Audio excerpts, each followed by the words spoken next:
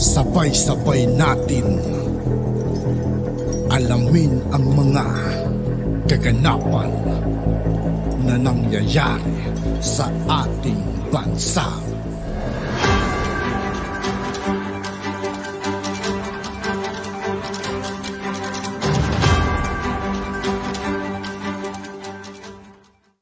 Yo, what's up mga kaibigan? This is I2K po again. Ngayon nandito naman ulit tayo sa channel ni Pinas News Insider. Dito naman ulit tayo magbibigay ng komento at reaksyon. Kaya samahan nyo guys. Let's go! Ito ang balita ngayon. Viral ngayon sa mundo ng social media. Ang di umano'y balitang pag-alis ng Kongreso sa pondo ng confidential fund ni Vice President Sara Duterte. Tila hindi makatarungan. Kaya tanong ng ilan, tambalos-los, gumaganti na nga ba? At Talagang hindi makatarungan mga kaibigan. Kasi parang ang nangyayari sa tingin ko mga kaibigan, parang kumakampi sa kabila eh. Kila Franz Castro mga kaibigan. Kaya sigaw ng mga tao mga kaibigan, pamabenta si speaker. Lagot, galit na sana yung mga tao mga kaibigan. Nawagan ng taong bayan, ipalit si Rodante Marcoleta bilang House Speaker. Pero bago ang lahat, kung bago ka pa. Sa lahat ng hindi pa nakasubscribe mga kaibigan kay Pinas News Insider, mag-subscribe na po tayo at huwag nyo rin pong kalimutan mag-subscribe dito sa aking channel.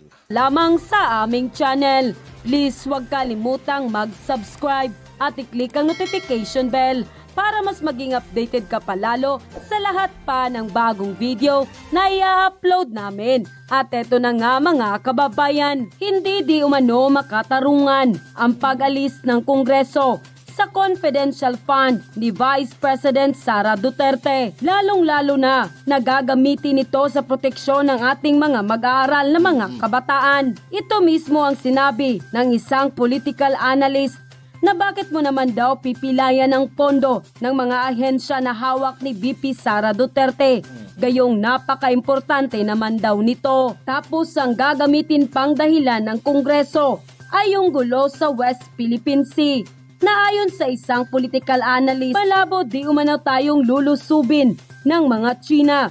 At kung mayroon mang awayan ay sa dagat lang ito mangyayari at hindi talaga papasok sa ating bansa. Dahil ang totoong malaking problema na kinakaharap ng ating bansa ay ang internal problem natin, kagaya ng CPP, NPA at NDF na sinisira di umano tayo sa loob ng gobyerno. Importante rin daw itong West Philippine Sea, pero hindi naman nangangahulugan na isasakripisyo natin ang kaligtasan ng ating mga kabataan, lalong-lalo na ang mga mag-aaral. Ngunit tila nakapagtataka, bakit pinayagan ni Speaker Martin Romualdez na umeksena ang kongregista na mga makakaliwa di umano, na siyang nanguna pa sa pag-alis ng confidential fund ni Vice President Sara Duterte. At pagkatapos pa di umano nilang siraan si Vice President Sara Duterte, ay pinasalamatan pa ng Speaker of the House mismo na si Martin Romualdez ang tatlong makabayan black na kongregista. Ibig bang sabihin nito na sumasang-ayon di umano ito sa pananaw ng makakaliwang grupo, dahil mukhang salungat yata ito. Yun na talagang magiging tingin mga kaibigan kay Romualdez mga kaibigan. Talagang ganun at ganun, parang pumanig talaga siya ron. Sa mithiin ng nagmukha siyang dilawan mga kaibigan. Yun ay para sa akin ng mga kaibigan Unity, dahil alam naman natin na ang mithiin ni Pangulong Bongbong Marcos at Vice President Sara Duterte ay ang magkaisa at walang lamangan. Puro kapakanan ng taong bayan ang inuuna at hindi pamumulitika. Kaya tila nanawagan ng marami sa ating mga kababayan na gawing House Speaker si Rodante Marcoleta, dahil magaling at matalino si Congressman Marcoleta na lubos na sumusuporta noon pa man kay dating Pangulong Duterte at ngayon kay Pangulong Bongbong Marcos, na hindi naman lingid sa ating kaalaman ang kanyang kagalingan, lalong-lalo na sa pagresolba ng mga problema bilang isang matapang at magaling na mambabatas at tunay na kaisa sa mithiin ng unit team. Nang lumabas nga ang balitang ito, marami tuloy sa ating mga kababayan ang hindi napigilan ng kanilang sarili na magbigay ng kanilang hinaing at komento sa mundo ng social media. At ayon pa sa kanila, dapat maligwak na ang tambaloslos na sariling interes lang ang iniisip para mapalitan na ni Congressman Marcoleta na iniisip pa yung kapakanan ng taong bayan. Si VP Inday Sara lang ang paniniwalaan namin dahil subok nang napatunayan.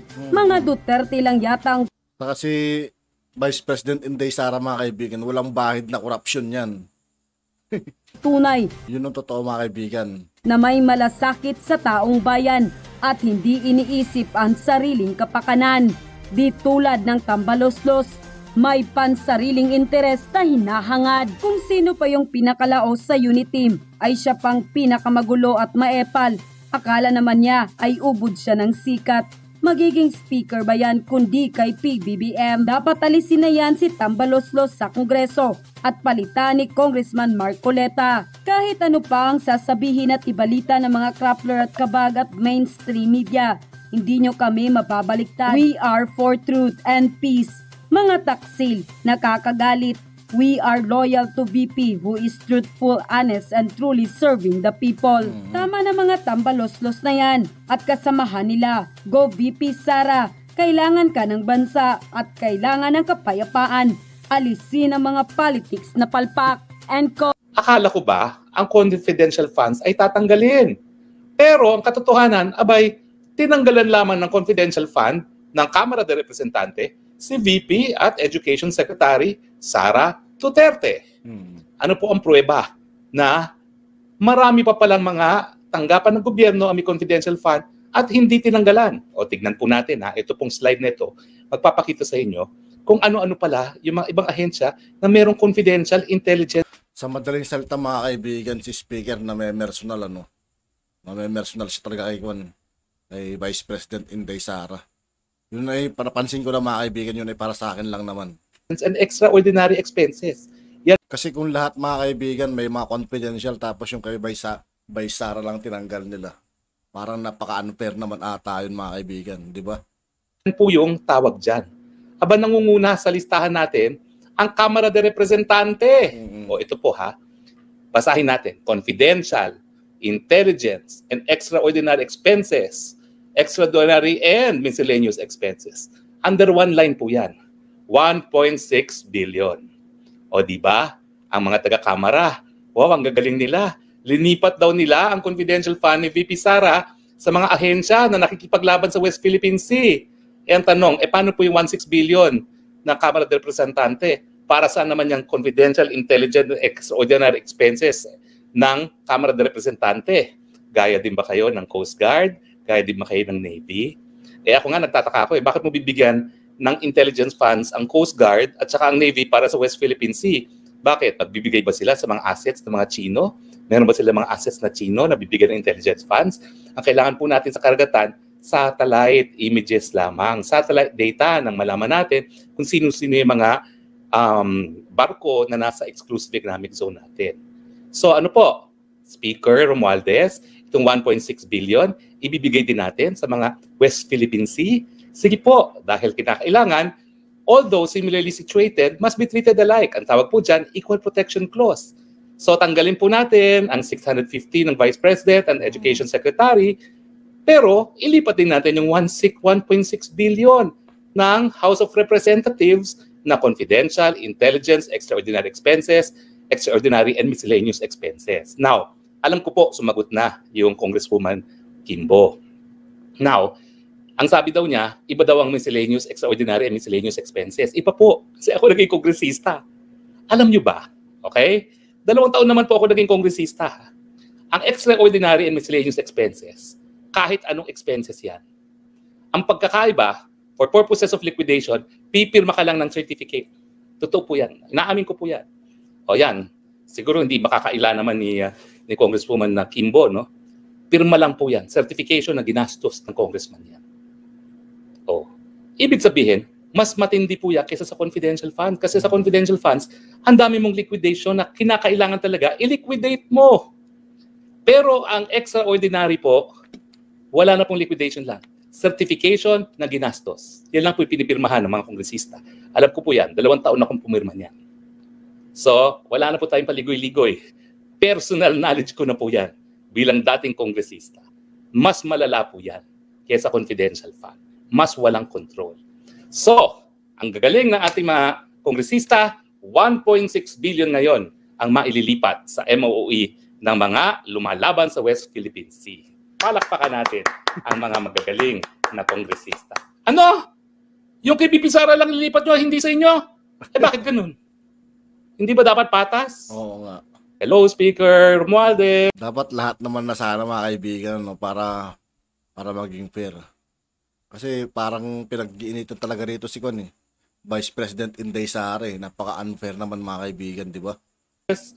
Kinakailangan para maniwala ang tao na ipagtanggal mo ng confidential fund ay hindi dahil sa politika, tanggalin mo rin yung nakalaan para sa Kamara de Representante.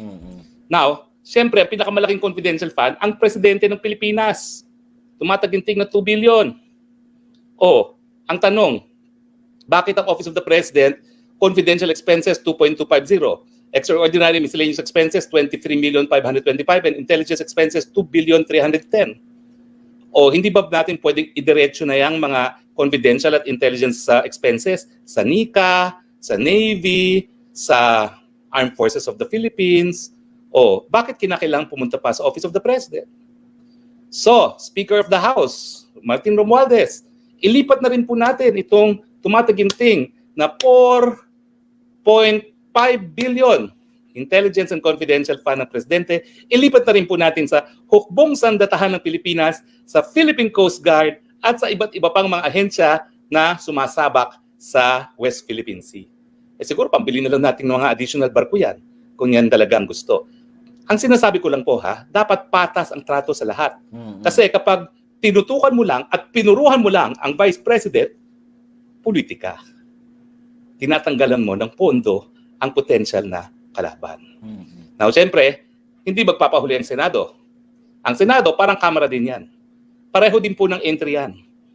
Confidential, intelligence, extraordinary expenses. Yan, pareho po. Kaya lang, di hamak, mas maliit ang Senado. 331 million. Pero kung tutuusin po, yung 331 million na confidential, intelligence, extraordinary expenses, extraordinary miscellaneous expenses, mas maliit naman po yan, 150 na linaan para dun sa Education Secretary. Although, mas malaki siya compared dun sa 500 ng Vice President. Pero kukumpira po natin, ibalik natin yung sa Presidente. Bakit ang Vice President, 500 million lamang, pero ang Presidente, sa confidential fund alone, 2.3 billion. Di ba pareho naman silang executive branch of government? Bakit ang Speaker of the House tinanggal ang sa Vice President, hindi tinanggal yung sa President? Dahil magpinsan o dahil banta sa 2028 ang Vice President?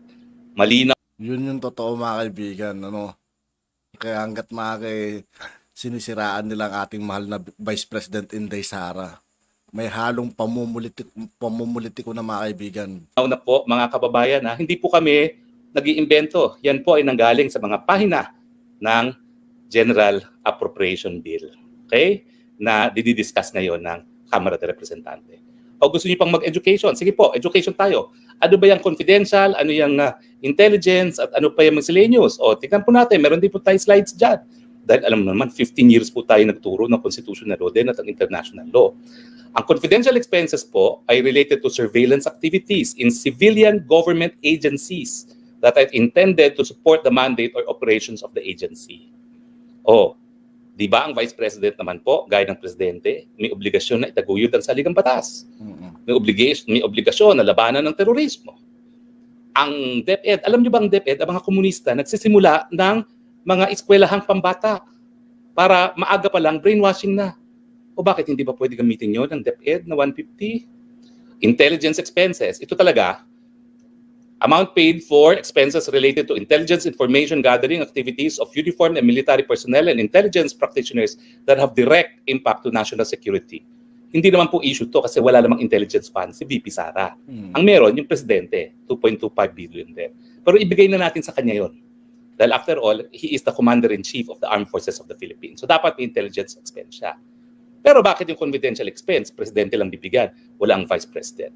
Tapos ito pa po yan, extraordinary miscellaneous expenses. Alam nyo, tanggapin na natin. Yung mga taong gobyerno, yung mga bigibigay, mga sa patay, sa kasal, dyan po lahat ng gagaling yan. Kung pupunta kayo sa mayor nyo, hingi kayo ng panggamot, dyan niya kukunin yan. At yan, isi-certify lang, pipirmahan lang yan na ginastos ng public officer. No questions asked.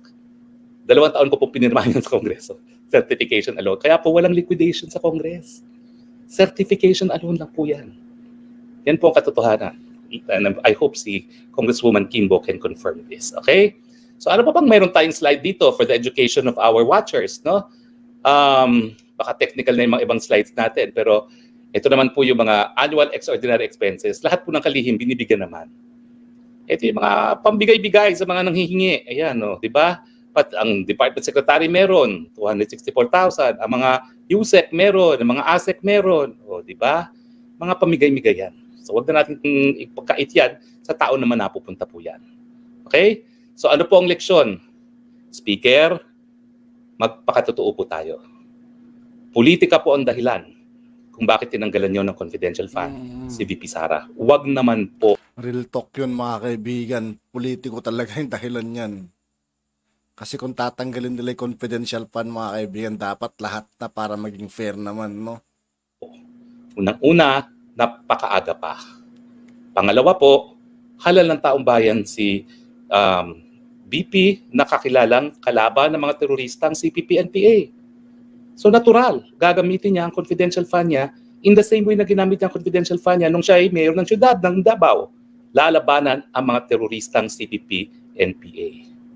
At para bang patunayan nyo sa buong madlang bayan na walang politika, dapat po lahat ng confidential fund tanggalin. Wag lang yung kay BP. Malinaw naman po siguro yan, and that is a fair statement to make. Otherwise, talagang binabanatan nyo lang po ang Office of the Vice President. Sorry po, papakatotoo lang, wala na pong paligoy-ligoy. At yun na nga mga At yun nga po mga kaibigan, dito po nagtatapos ang ating reaction video. Muli ako po si I2K ng Sundalo ng Dunggalo at 811. Maraming salamat sa patuloy na pagsuporta. Yeah, peace out.